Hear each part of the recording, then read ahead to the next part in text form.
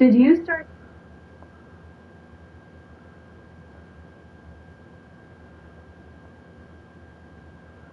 David Russell Williams enrolled in the Royal Canadian Air Force in 1987 and was soon promoted to captain by January 1st, 1991. From that moment on, he would have been addressed as Sir by his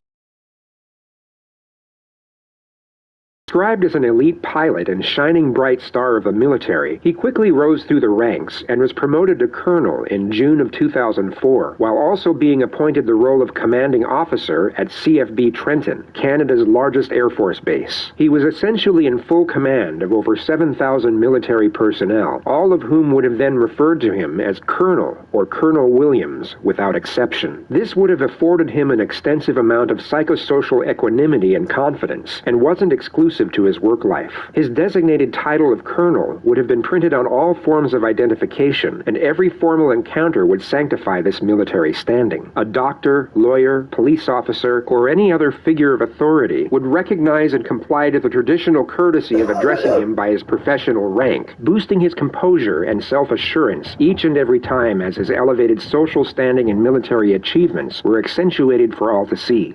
There was one exception, however, and that was the day he met Detective Sergeant Jim Smith. You just have a seat, girls.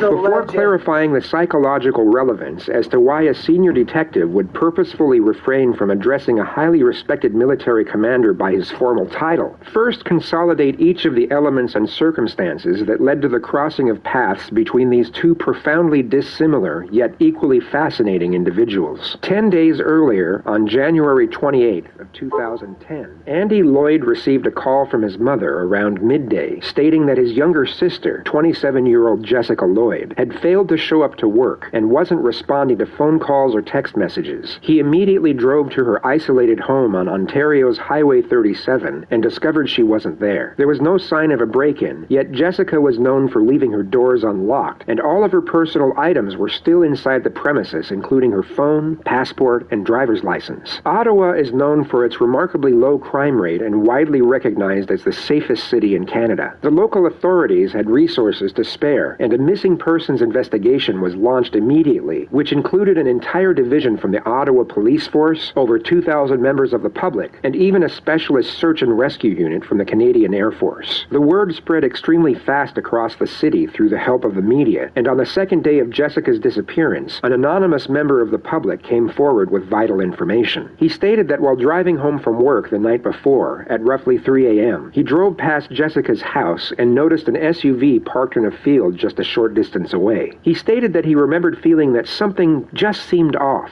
as it was parked in such an unusual area at such a late hour, and he had drove past the premises thousands of times before and not once seen the vehicle before that moment. Police immediately canvassed the area in question, where they found tire tracks in the field and boot prints leading up to Jessica's house. They had attained their first two significant pieces of evidence, which then became the foundation for the next stages of the investigation. Police immediately set up 6 roadblocks throughout the surrounding area and stopped every SUV that passed in the hope of finding a match to the tire tracks. They reportedly stopped over 200 vehicles over the next 4 days, yet had no luck, and were on the verge of reassigning their manpower from the roads to conduct foot patrols in off-road areas and pathways. However, at roughly 7:30 p.m. on February 4th, their luck did a full 180, as the sports utility vehicle of Colonel Russell Williams was stopped. He was reportedly polite and nonchalant about what he thought was a routine traffic procedure and was sent on his way after just 90 seconds. Unbeknownst to him, he was immediately placed under police surveillance from that moment on, as his tires came up as a complete match to the tracks found in the field near Jessica Lloyd's house. 2 days later, on Sunday, February the 7th, he received a call from police headquarters in Ottawa asking him to visit the premises for the purpose of answering questions in relation to an ongoing investigative matter. The colonel didn't inquire further and agreed to drop into the police station immediately. He reportedly told his wife that he would be back for dinner before setting off and arrived at the headquarters shortly before 3 p.m., where he was greeted by Detective Sergeant Jim Smith,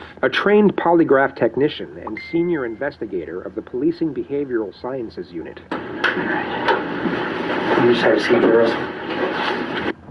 I'm just going to move your gloves here. That's a little microphone, just to make sure there's nice and clear. As you can see here, everything in this room is